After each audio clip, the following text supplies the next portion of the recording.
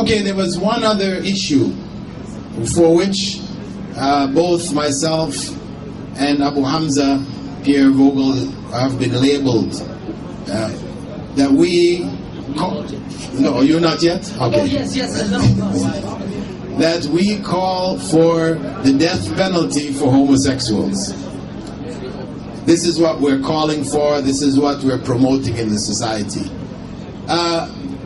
As I always explain, you can go to Google, go to Wikipedia, go to Sharia, go to homosexuality, and you can see what the punishment in Islam is. There is a law. There is a punishment, just as there is for adultery, just as there is for fornication, etc. We are not calling for, or I am not calling for, the application of that law here. That is in a society where people have agreed to live by that law. Where they have agreed to live by that law, then that is the law that is implemented.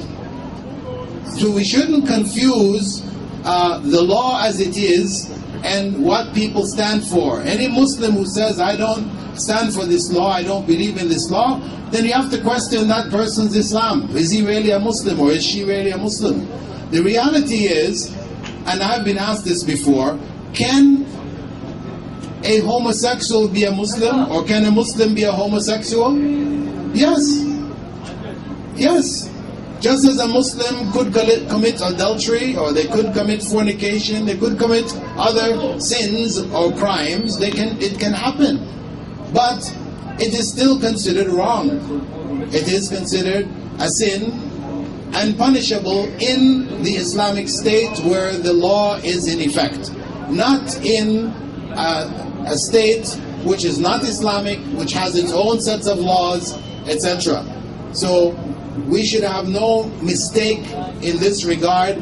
I am not here calling for death to all homosexuals, and even when Islamic law is applied, it is not simply because a person is a homosexual, but if a person is caught doing homosexual acts, sexual acts in public, witnessed by people, the public, reliable public, just as if somebody is caught doing that in the case of adultery or fornication, it is only when it becomes a public act that the law steps in.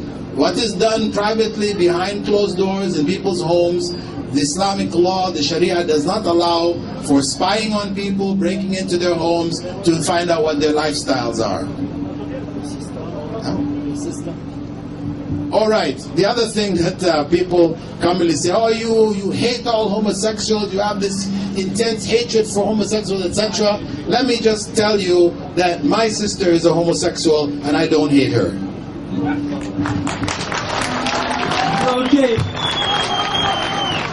Okay, dann ging es um Homosexualität. Es wurde vorher erzählt, er käme hier hin, um dazu aufzurufen, die Homosexuellen zu töten. Das ist völliger Quatsch. Sondern er hat in einem Vortrag halt über eine Strafe geredet, die es in einem islamischen Land gibt, unter bestimmter Meinung von Gelehrten, ja, dass es also dafür die Todesstrafe gibt und nicht einfach, weil jemand homosexuell ist, sondern wenn er im Öffentlichen gefangen werden würde, ja, beispielsweise dabei gesehen würde im Park, als Beispiel.